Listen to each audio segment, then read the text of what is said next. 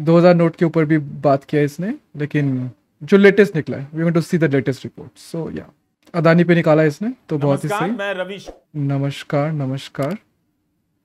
अदानी अदानी को मिली SC panel से clean chit. Fuck, my Hindi is so stuck. Has SC panel given Adani a clean chit? That was easy. Let's begin this guys. एक last video देखते हैं और फिर भागते हैं हम लोग। नमस्कार, मैं रविश कुमार। नमस्कार 24 नमस्कार। जनवरी को अदानी समूह की कंपनियों पर guys please like the stream, please subscribe the stream please, thank you. Hindenburg की रिपोर्ट आई। इस रिपोर्ट में अदानी समूह की कार्यप्रणाली और शेयरों की कीमतों में हेराफेरी के आरोप लगाए गए। सरकार ने अपनी तरफ से जांच की कोई भी पहल नहीं की। तब इसकी जांच की मांग को लेकर तृणमूल कांग्रेस की सांसद महुआ मोइत्रा समेत कई लोग सुप्रीम कोर्ट गए और कोर्ट ने 6 सदस्यों की एक कमेटी बना दी। इस कमेटी की रिपोर्ट आ गई है। 178 पन्नों की यह रिपोर्ट 6 मई को आई। इस बात का ध्यान रखा जाना चाहिए कि सेबी अभी भी इस मामले की जांच कर रही है और उसकी अभी रिपोर्ट नहीं आई है। यह और रिपोर्ट बात आ है रहा कि है, उसकी जांच सेबी का पर भी रिपोर्ट गंभीर सवाल उठ रहे हैं। लेकिन उठ रहा है क्या? की रिपोर्ट को फाइनली लेकर मीडिया की हेडलाइन देखेंगे तो इस हिसाब से अदानी समूह को क्लीन चिट मिल गई है। खुद अदानी के अपने चैनल एनडीटीवी ने इस पर यही अदानी का चैनल एनडीटीवी ने supreme court panels clean chit to Adani group, prima facie no violations. उसने कुछ वायलेशन ही नहीं किया। चलो एनडीटीवी चाटुकारिता पे उतर चुका है ये जब मिल गई है।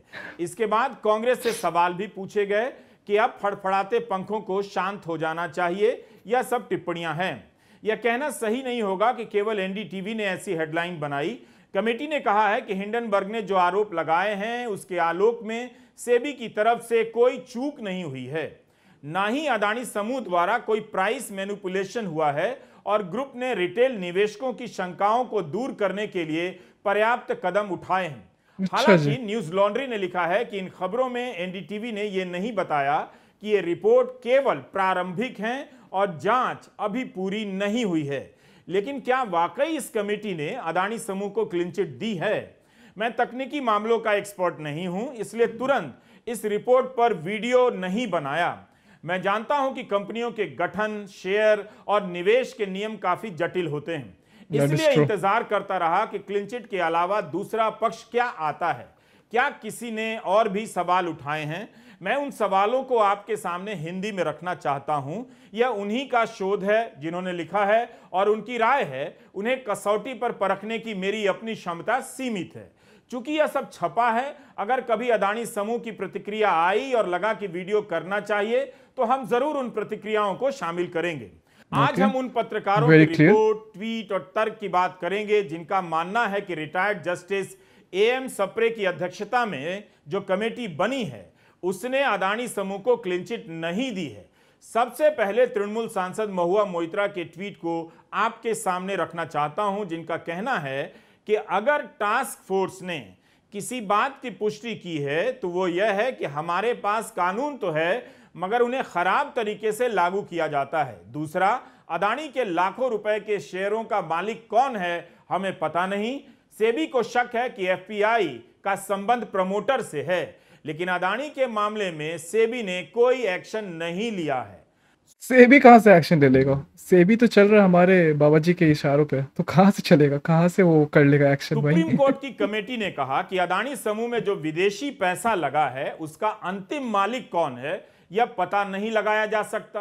तो जो चीज कमेटी जान ही नहीं सकी उसे हम क्लीन चिट कैसे मान रहे हैं? पता लगा ही नहीं जा सकता। तब होती है जब कमेटी कह देती कि विदेशी पैसे का मालिक और अंतिम लाभार्थी का पता चल गया है और उसका नाम ABCDEFGH है। इसी को लेकर तो कई खोजी रिपोर्ट में सवाल उठाए गए कि अंतिम लाभार्थी कौन है यही पता नहीं। आगे बढ़ने से पहले इस बात पर फिर से नजर डाल लेनी चाहिए कि वित्त मंत्रालय ने लोकसभा में कहा था कि सेबी अदानी समूह पर उठे सवालों की जांच कर रही है, लेकिन सेबी ने सुप्रीम कोर्ट में एक हलफनामा देकर कह दिया कि जांच की बात आधारहीन है। वित्त मंत्रालय ने संसद से झूठ बोला या सेबी ने सुप्रीम कोर्ट से, इसका फैसला कौन करेगा? मगर इस एक प्रकरण से आप समझ सकते हैं, अंदाजा तो लगा ही सकते हैं कि जांच और रिपोर्ट से अंतिम नतीजा निकलेगा भी या नहीं। निकलेगा तो वो विश्वास के लायक रहेगा या नहीं, यह भी ध्यान रहे कि हिंडनबर्ग की रिपोर्ट में जो सवाल उठाए गए हैं उस पर सेबी ने अपनी जांच पूरी नहीं की है, वो एक अलग मामला है जो चल रहा है। उम्मीद है कि आपको हिंदी के अखबारों और चैनलों से यह जानकारी मिल गई होगी कि सेबी ने सुप्रीम कोर्ट से कहा है कि अदानी समूह को लेकर कोई जांच नहीं हो रही है। 12 मई को सुप्रीम कोर्ट की 3 जजों की बेंच से सेबी ने कहा कि हिंडनबर्ग की रिपोर्ट के आधार पर जांच पूरी करने के लिए 6 महीने का और समय चाहिए। तब कोर्ट ने सेबी को हल्की फटकार लगाते हुए कहा कि सेबी जांच में तत्परता भी दिखाए। 6 महीने की जगह 3 महीने का समय दिया गया है। पहले इन्हें फरवरी में 2 महीने का समय मिला, अब 14 अगस्त तक का समय दिया गया है। इस सुनवाई के दौरान याचिकाकर्ता प्रशांत भूषण ने कह दिया कि सेबी 2016 से अदानी समूह के मामलों की जांच कर रही है। तब सॉलिसिटर जनरल तुषार मेहता ने प्रशांत भूषण की इस बात से इनकार कर दिया। सेबी ने कोर्ट से कहा कि जिस जांच की बात हो रही है वो 51 भारतीय कंपनियों को लेकर है और इसमें अदानी समूह की कोई भी लिस्टेड कंपनी नहीं है। 15 मई को सेबी ने सुप्रीम कोर्ट में एक हलफनामा देकर कहा काफी टेक्निकल है बॉयज आज तो। 2016 से अदानी समूह की जांच की बात आधारहीन है। 22 साल के असिस्टेंट मैनेजर सत्यांश मौर्य ने यह हलफनामा दायर किया है। हमने भी अपने वीडियो में दिखाया है और कांग्रेस नेता जयराम रमेश ने भी इस बात पर ट्वीट किया कि 19 जुलाई 2021 को वित्त राज्य मंत्री पंकज चौधरी ने लोकसभा में बताया कि सेबी अदानी समूह की जांच कर रही है। अब कह रही है सेबी की जांच की बात आधारहीन है। तृणमूल सांसद महुआ मोइत्रा ने यह सवाल पूछा था।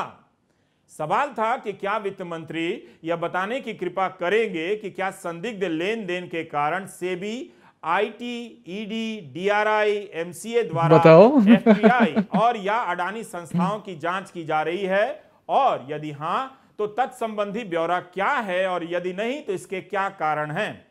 इसका उत्तर दिया है वित्त राज्य मंत्री श्री पंकज चौधरी ने। वो कहते हैं, जी महोदया, सेबी विनियम के अनुपालन के संबंध में अडानी समूह की कुछ कंपनियों की जांच कर रही है। इसके अतिरिक्त राजस्व अधिसूचना निदेशालय डीआरआई अपनी प्रशासनिक कानूनों के तहत अडानी समूह की कंपनियों से संबंधित कुछ संस्थाओं की जांच कर रहा है। जहां तक आयकर अधिनियम 1961 के तहत जांच का संबंध है, अधिनियम की धारा 138 के अंतर्गत प्रदान किए गए प्रावधान को छोड़कर विशिष्ट करदाता के बारे में जानकारी का खुलासा करना निषिद्ध है, यानी मना है। इस संबंध में प्रवर्तन निदेशालय द्वारा कोई जांच नहीं चल रही है। अब इस जवाब का क्या मतलब रह जाता है जब सेबी ने कोर्ट से कह दिया कि कोई जांच ही नहीं हो रही है। इस पूरे मामले में कई सवाल हैं। उनमें से सबसे बड़ा सवाल है कि अदानी समूह में किसका पैसा लगा है। कहीं यह पैसा एक ही आदमी का तो नहीं जो इस रास्ते से उस कोई तो रास्ते इन्वेस्टिगेशन कर लो फिर रहा है। क्या इस पर कमेटी ने अंतिम रूप से कुछ कह दिया है? जब इसी जवाब का पता नहीं है तब कैसे कहा जा सकता है कि क्लीन चिट मिल गई है? क्या एक्सपर्ट पैनल ने यह कह दिया है कि जिस फंड ने निवेश किया अदानी समूह में, उस फंड में किसका पैसा लगा है, यह संदेह अब दूर हो गया है? ऐसा कोई भी संदिग्ध व्यक्ति नहीं है जिसके बारे में मीडिया की तमाम रिपोर्ट में इशारा किया जा रहा है। अगर ऐसा कहा है तो दिखाइए कहां कहा है और किस पन्ने पर कहा है, तब फिर लोग क्यों सवाल उठा रहे हैं। आप एनडी मुखर्जी हैं, बिजनेस की दुनिया के नामी पत्रकार और टिप्पणीकार हैं। ब्लूमबर्ग के लिए लिखते हैं और इसी नाते अदानी पूर्व एनडीटीवी की वेबसाइट पर इनके लेख छपा करते थे। एनडी मुखर्जी ट्विटर पर भी सक्रिय हैं। एनडी ने 178 पन्नों की रिपोर्ट के अध्ययन के बाद 21 मई को ब्लूमबर्ग की वेबसाइट पर एक लंबा लेख लिखा है। Adani probe will only produce heat, no light. There are smoke, bro, or up your ass. और ट्विटर पर भी अपनी बात को बिंदुवार साझा किया है। उनका कहना है कि जिस तरह से जांच चल रही है उससे लगता है कि केवल गर्माहट ही पैदा होगी, रोशनी नहीं दिखेगी, मतलब सच्चाई सामने नहीं आएगी। इससे पता चलता है कि जो जांच है वो कहां जा रही है किसी को पता नहीं। एनडी ने लिखा है कि विदेशी निवेशकों के बारे में जानना कभी भी इतना मुश्किल नहीं रहा। एनडी के लेख आप भी पढ़ सकते हैं। मैं इसका हिंदी में सार पेश कर रहा हूं ताकि हिंदी के दर्शकों और पाठकों तक उनकी बात पहुंच जाए। हम जानते हैं कि यह मामला काफी जटिल है, फिर भी आप ध्यान से सुनेंगे तो बहुत कुछ पकड़ सकते हैं। एनडी मुखर्जी अपने इस लेख में एक्सपर्ट पैनल में कई बातों को उजागर करते हैं जो कहा गया है। एक कि एक्सपर्ट पैनल के पास बहुत ही सीमित अधिकार था, जांच का दायरा भी छोटा था। पैनल की हालत देखकर इस बात में दम है कि इसकी जांच संयुक्त संसदीय समिति से कराई जाए, जिसके पास किसी को भी बुलाकर पूछने का अधिकार हो। आपको याद होगा कि बजट सत्र में विपक्ष ने लगातार यह मांग की कि अदानी मामले की जांच संयुक्त संसदीय समिति से कराई जाए। अभी तो ये सब जांच और जितने भी केसेस है उसको इतना टाला जाएगा कि 2024 में सब होने वाला है। अभी और कुछ होने वाला नहीं है, सिर्फ मांग किया जाएगा समय के, समय दो, जांच करना है, ब्ला ब्ला करना है, बट दैट्स इट, यही चलेगा अभी। देखो मगर सरकार ने वो मांग नहीं मानी। सुप्रीम कोर्ट की कमेटी ने पेज नंबर 29-30 पर लिखा है कि JP Morgan Chase and company, Goldman सैक्स group, Citigroup, bank of America और मॉर्गन स्टैनली से कहा गया कि वे आएं और इस मामले के बारे में हमें बताएं, लेकिन इनमें से किसी भी विदेशी संस्थान ने इस मामले में पढ़ना ही नहीं चाहा। एनडी ने लिखा है कि यह दर्शाता है कि कमेटी के पास पर्याप्त अधिकार नहीं थे, कमेटी उन्हें मजबूर नहीं कर सकी। एनडी मुखर्जी लिखते हैं कि इससे तो यही लगता है कि राहुल गांधी की यह बात सही है कि संयुक्त संसदीय समिति की तरफ से जांच हो, जिसके पास इन्हें बुलाकर पूछने का और जवाब देने के लिए बाध्य करने का अधिकार हो। सरकार ने यह मांग नहीं मानी। शक्ति विहीन एक्सपर्ट पैनल सेबी के कंधे पर बंदूक टिकाकर निशाना लगा रहा था, जिसे संदेह तो है मगर उसके पास प्रमाण नहीं, और बिना अन्य एजेंसियों की मदद के इसकी उम्मीद भी बेकार है। इसलिए इस मामले में हंगामा ही होता रहेगा, निकलेगा कुछ भी नहीं। बड़ा सवाल है कि जिन फंड ने अदानी समूह में निवेश किया, यानी शेयर वगैरह खरीदे, उन फंड में जो पैसा है वो किसका है। एनडी मुखर्जी ने लिखा है कि सेबी ने सुप्रीम कोर्ट की कमेटी को बताया कि मार्च 2020 में अदानी समूह की 5 कंपनियों में 14 और 20% की हिस्सेदारी 12 फंड और एक विदेशी वित्तीय फर्म के पास थी। इनके लाभार्थी स्वामी कौन हैं, इनके नाम बताए गए हैं। ये वही नाम हैं जो भारत सरकार ने संसद में बताए, जैसे स्विट्जरलैंड के अल्स्टेड गुगेनबुल एवन, नेदरलैंड के यान शिलिंग्स, यूके के राजभट्ट, मॉरिशस के याजादेव लोतुन, संयुक्त अरब अमीरात के आदिल हसन अहमद अलाली। एनडी मुखर्जी का बड़ा सवाल है कि ये लोग कौन हैं। ऑफशोर स्ट्रक्चर, ओपेक स्ट्रक्चर जैसे कुछ अंग्रेजी के शब्द सुनाई देंगे, हमने उनका हिंदी अनुवाद नहीं किया है। हो सकता है हमसे भी समझने में चूक हो जाए, लेकिन जितना समझे हैं उस हिसाब से ओपेक स्ट्रक्चर से तात्पर्य किसी कंपनी की ऐसी संरचना से होता है जिसके कारण जिसमें दिखेगा नॉन ट्रांसपेरेंट, अंतिम लाभार्थी कौन है, मालिक कौन है, इसका ठीक से पता नहीं चल पाता है। एनडी मुखर्जी लिखते हैं कि 1.5 साल पहले सरकार ने संसद में महुआ मोइत्रा के सवाल के जवाब में इन नामों का ब्यौरा दिया था जो अदानी समूह में लाभार्थी हैं। 24 जनवरी को हिंडनबर्ग की रिपोर्ट आई, तब अदानी समूह ने इसका कड़ा खंडन किया, कहा कि किसी का प्रमोटर के साथ कोई संबंध नहीं है, मुमकिन है इस पूरे प्रकरण में ये लोग खास मायने ना रखते हों। ऑफशोर स्ट्रक्चर पर इनका जो कंट्रोल है वही इन्हें लाभार्थी बनाता है, लेकिन असली आदमी वही हो सकता है जिसका अपना आर्थिक हित हो। कमेटी के अनुसार सेबी 42 निवेशकों के पैसे का पता लगा रही है कि कहीं ये गौतम अदानी और उनके परिवार के फ्रंट तो नहीं है। वही है। एक्सपर्ट ने कहा है कि उन्हें संदेह है कि सेबी ने इनका वर्षों तक पता लगाने का प्रयास किया है। अब एनडी मुखर्जी बहुत बड़ी बात लिखते हैं कि अगर इन संदेहों में जरा भी दम है, यानी ये अदानी के फ्रंट तो नहीं है, तब हो सकता है कि समूह की एक या उससे अधिक कंपनी जो पब्लिक में ट्रेड करती है, कारोबार करती है, यानी शेयर बाजार के जरिए अपनी पूंजी जुटाती है, वो पब्लिक ही ना हो। जाहिर है क्लीन चिट की बात में बहुत दम नहीं। अभी भी कई ऐसे सवाल हैं जिनके जवाब नहीं मिले हैं। कमेटी के पास उन सवालों के जवाब काफी टेक्निकल है boys, this one is very नहीं टेक्निकल। था। कमेटी की रिपोर्ट पर अदानी समूह का जवाब नहीं आया है। इसका एक कारण यह हो सकता है कि मामला कोर्ट में है, इसलिए कंपनी ने अभी बोलना उचित ना समझा हो। जब मूल सवालों के जवाब ही नहीं मालूम है कमेटी को, यानी जो लोग फंड के जरिए अदानी समूह में पैसा लगा रहे हैं वो पैसा गौतम अदानी का फ्रंट है या नहीं, तो क्लीन चिट की बात कहां से आ गई बिना इसे जाने। क्या यह जान लेना जरूरी नहीं कि जिन निवेशकों के नाम सरकार ने ही बताए हैं उनके पास कहां से पैसा आया, किसका पैसा। एक्सपर्ट ने तो अपनी रिपोर्ट में कहा है कि इससे जानने का प्रयास ही नहीं किया गया। यह तो सेबी पर बहुत गंभीर टिप्पणी है। अगर असल मायनों में सेबी वर्षों से पता लगा रही होती तो उसके पास एक ठोस जवाब होना चाहिए था कि यह पैसा निवेशक का ही है, किसी अज्ञात व्यक्ति का नहीं है। सुप्रीम कोर्ट की कमेटी को काम दिया गया था कि वह देखे कि सेबी के नियमों के तहत कोई उल्लंघन तो नहीं हुआ है। पैनल ने कोर्ट से कहा कि इसका पता लगाना संभव ना हो। पता लगाना संभव नहीं है, यह क्लीन चिट है क्या? क्लीन चिट तो तब होता जब पैनल यह कहता कि पता लगा लिया है, कोई उल्लंघन नहीं हुआ है। जिस तरह से इस काल्पनिक तस्वीर में फाइलों के ऊपर फाइलें रखी हुई हैं, आप एक फाइल उठाकर सारी फाइलों या नीचे की अंतिम फाइल के बारे में नहीं बता सकते हैं। जाहिर है इसके लिए हर फाइल को उठाकर देखने की जरूरत होगी। यह उदाहरण हमने एनडी मुखर्जी के लेख के इस हिस्से को समझाने के लिए दिया है, जिसमें वे लिखते हैं कि सेबी उन 13 फंड के 42 निवेशकों की जांच कर रही है, जिनकी बदौलत गौतम अडानी दुनिया के अमीर लोगों के शिखर पर पहुंच गए। इस पर पैनल ने लिखा है कि इस यात्रा की कोई मंजिल नहीं है, क्योंकि अगर आप इन 42 नामों में से किसी की भी छानबीन करेंगे तो हो सकता है कि आपको ऐसी कंपनी या ऑफशोर फंड मिल जाए जिसका पता लगाना मुश्किल हो। तो फुल लॉन्ड्रिंग है ना, ऑब्वियसली ऑफशोर फंड्स आ रहा है, तो समूह में लगा पैसा किसका है, इसका पता लगाना बहुत भारी भरकम काम हो जाएगा। क्यों मुश्किल काम हो जाएगा? क्योंकि 2019 में सेबी ने उस प्रावधान को ही बदल दिया जिसका संबंध, अगर ऑफशोर कंपनीज है और वो शेल कंपनीज है तो इतना ट्रैक करना तो इम्पॉसिबल है। तो ये जो नाम दिया गया वो भी कहीं ना कहीं जाके लॉस्ट हो जाएगा, वो ट्रैकिंग के मेथड भी नहीं आएगा। तो simply a case of laundering, और मुझे तो ये लगता है, बट ऑब्वियसली इन्वेस्टिगेशन होना बाकी है। सो ओपेक स्ट्रक्चर से था। उस नियम के तहत सेबी किसी एफपीआई फॉरेन पोर्टफोलियो इन्वेस्टमेंट से जुड़ी हुई हर आर्थिक कड़ी के अंतिम लाभार्थी की जानकारी मांग सकती थी। कमेटी ने लिखा है कि इस नियम को इसलिए हटाया गया क्योंकि सेबी को मनी लॉन्ड्रिंग निरोधक अधिनियम के तहत लाभार्थियों से जुड़ी पर्याप्त जानकारी मिल जाती है, तो उस नियम के तहत पता लगाकर बता दीजिए।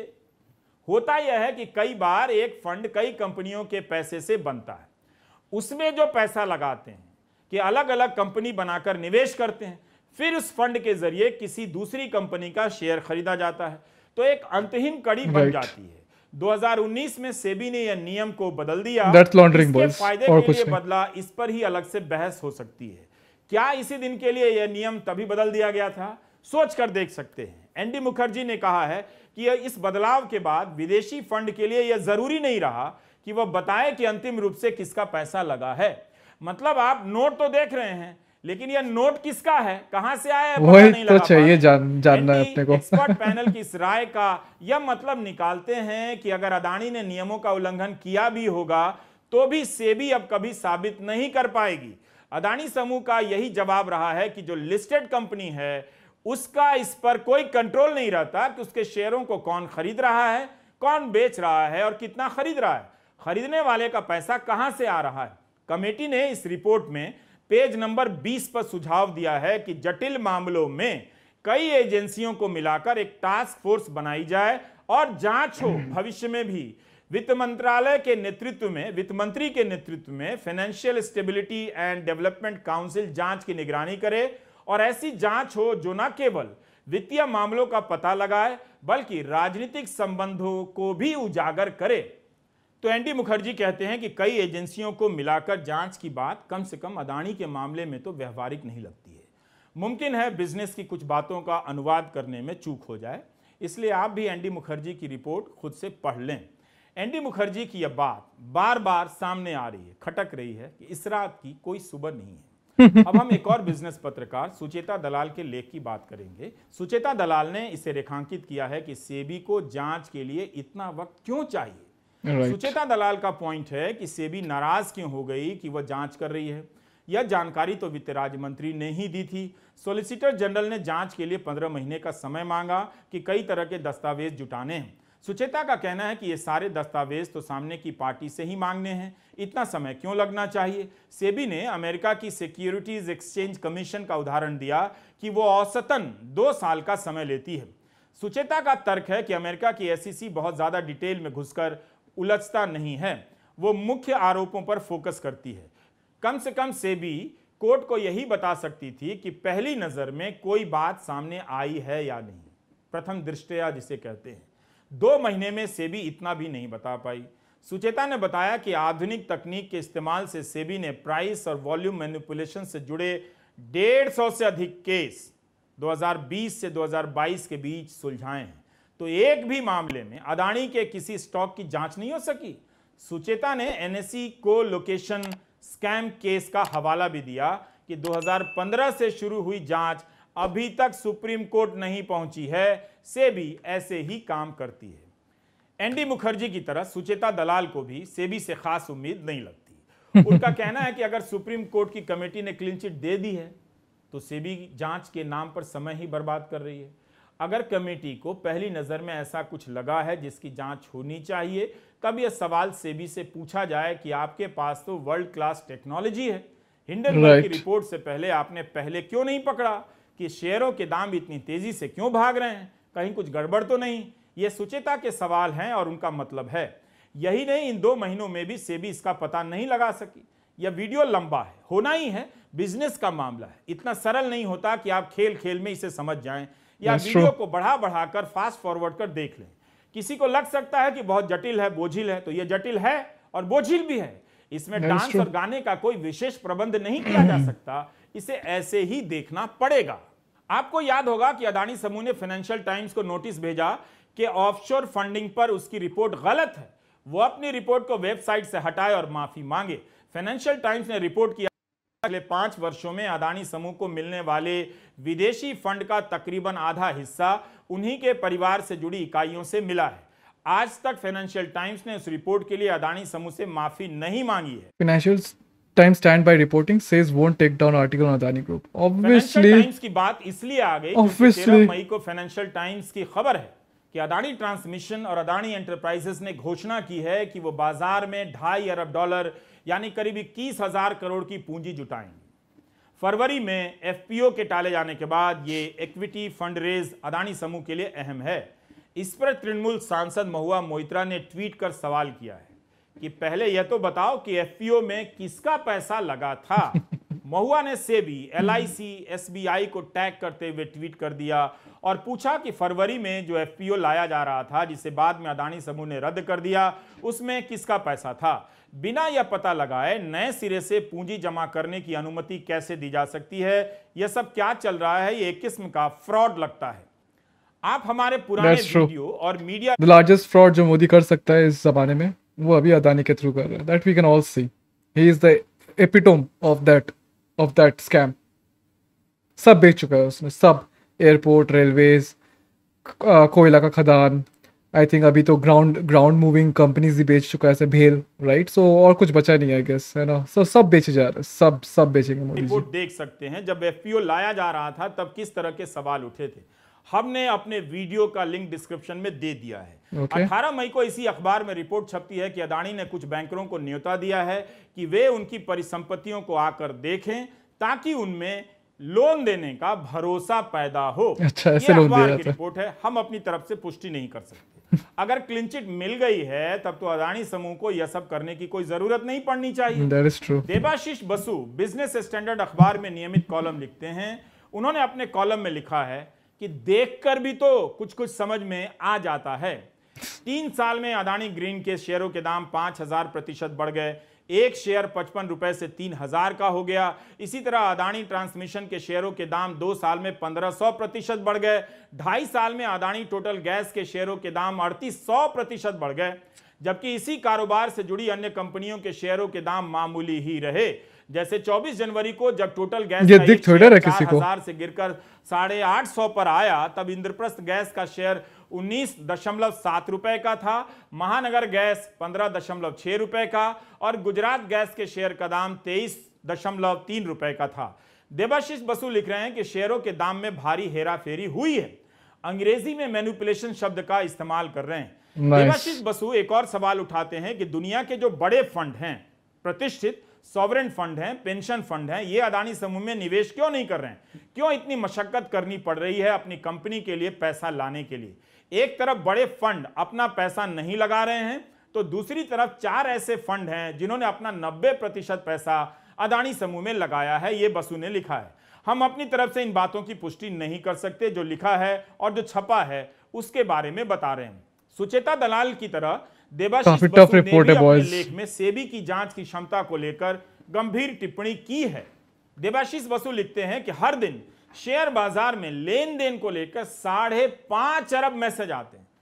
सेबी का दावा है कि उसके पास मैनिपुलेशन यानी हेराफेरी को पकड़ने की उच्च तकनीकी क्षमता है। इसके जरिए सेबी ने कई मामलों में हेराफेरी को पकड़ा भी है। ये तो देख के कोई बोल देगा कि वहां पे गैप्स है और इतना ज्यादा परसेंटेज बढ़ रहा है, तो देख के तो कोई बोल देगा। इसके लिए कोई टूल्स होना चाहिए। अदानी सेबी के इज शेयरों के दाम में लाफिंग स्टॉक नाउ। 5000% का उछाल आता है और सेबी को पता ही नहीं चला। उसकी उच्च तकनीकी क्षमता से लैस निगरानी का क्या हुआ? आज के हिंदू बिजनेस लाइन में पलक शाह की रिपोर्ट छपी है कि हिंडनबर्ग की रिपोर्ट आने से पहले 4 फॉरेन पोर्टफोलियो इन्वेस्टर, एक कॉर्पोरेट बॉडी और एक शख्स ने शेयरों को बेचकर भारी मुनाफा कमाया है। सेबी इनके बारे में पता लगा रही है। पलक शाह ने इस रिपोर्ट में लिखा है कि सुप्रीम कोर्ट की कमेटी ने कहा है कि ईडी को हिंडनबर्ग की रिपोर्ट से पहले कुछ खास पार्टी द्वारा संगठित रूप से शेयर बेचने की खुफिया जानकारी मिली है ताकि भारतीय बाजार को अस्थिर किया जा सके। सेबी को इसका पता लगाना चाहिए। तब तो फिर से यह सवाल उठता है कि सेबी क्यों नहीं पता लगा सकी कि क्या खेल चल रहा है, खिलाड़ी किस पाले का है। तो मूल बात यह है कि एक तरफ वो लोग हैं जो कह रहे हैं कि क्लीन चिट मिल गई है और क्लीन चिट मोदी जी ने ऑलरेडी अदानी को देके रखा है, सेबी क्या हाथ लगाएगा, उसे जल जाएगा वो हाथ लगाएगा। तो दूसरी तरफ भी लोग हैं के पी रहे वो तर्कों से बता रहे हैं कि क्लीन चिट कहां मिली है। सेबी की जांच जारी है। जानकारों को भरोसा नहीं है कि इस जांच से कुछ निकलेगा भी। इन्हें सेबी की क्षमता और नीयत पर शक है। इनका कहना है कि सेबी के पास सारी तकनीकें तो हैं, अब उसने दूसरों को पकड़ा है, लेकिन अदानी के शेयर आसमान में भाग रहे थे, वो पकड़ नहीं सकी। आज के टाइम्स ऑफ इंडिया में दीपशिखा सिकरवार की एक रिपोर्ट छपी है कि रजिस्ट्रार ऑफ कंपनीज गुजरात ने एक फैसला दिया है कि अदानी पावर ने कॉन्ट्रैक्ट और लेन देन की पूरी जानकारी नहीं दी, कंपनी एक्ट 2013 के नियमों का उल्लंघन किया है। आपने इतना लंबा वीडियो देखा, आपका बहुत आभार। नमस्कार, मैं रविश कुमार। नमस्कार Ravish Kumar. That was such a tough video boys. काफी ज्यादा टेक्निकलिटीज थे उसमें, काफी ज्यादा फाइनेंशियल स्टफ्स थे, बट या काफी ऊपर से चला गया हमारे, but we tried to get it. थोड़ा बहुत तो समझ ही आया ऐसा, but it was a very very technical report on the finance scam जो मोदी जी जिसके ऊपर हाथ रखा अदानी है ना, उनके ऊपर चल रहा है। तो it's going to be the biggest scam of this year है, या फिर दिस डेकेड भी हो सकता है, डिपेंडिंग अपॉन वो कितना कमाता है। That's it. तो चलो, वीडियो अगर अच्छा लगे तो like, share, comment, do all the button stuffs, share with your friends, family, force and होस। तो और वीडियो के लिए वेट करो, वीडियो आने वाला है। So we are to reach 600 soon, so help us do it. Let's go boys, over and out.